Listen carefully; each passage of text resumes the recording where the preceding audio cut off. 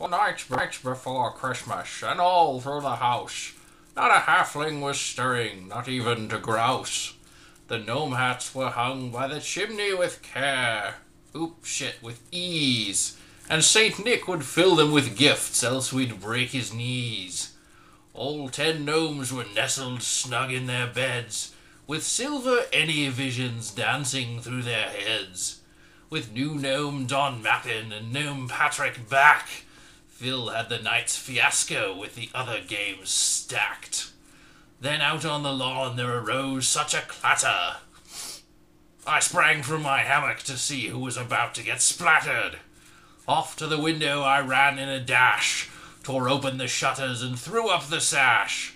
The moon on the breast of the new fallen snow gave the luster of midday to objects below. When what to my light-dazzled eyes should appear but Santa Claus with OGT V2 and a 6-pack of beer. Sneaking out with Walt's copy of Eureka in tow, I avoided the hot button so that no one would know. Rather than make it a one-on-one trade, I threw the Eureka like a cheesy 80s movie take on a glaive. And knocking him out, I picked up the snowy, bloody book, then realized I'd be in deep trouble if anyone had looked.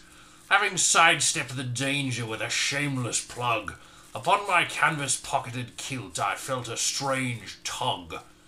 It was gnome Scott Martin who could not be ignored, without a mention of his new venture, Crazy Squirrel Game Store. I realized it wouldn't be long before other gnomes were awakened, and proceeded to plan an escape most emblazoned. On the ground I proceeded to carve directions pristine, to cotton the cob where some gnomes have been seen. Realizing I'd yet to mention some gnomes kind of vaguely, I made a rather bad reference to gnome Matthew Nagley.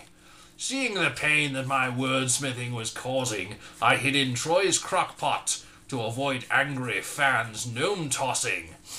Knowing that I would be in trouble too, I distracted them with a link NSFW.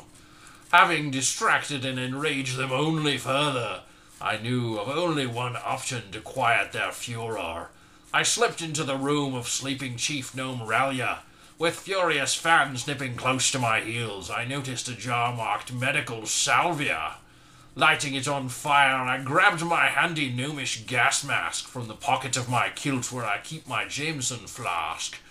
Rushing to action, I lit the salvia with glee and watched smoke make the mob laugh like Miley. Jumping away through the small window pane, I sought my escape and called them by name.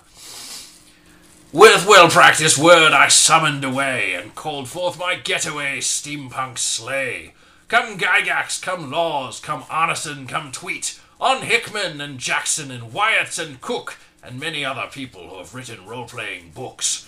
Take me away and help me make bail, 'cause this gnome's way too pretty to make it in jail.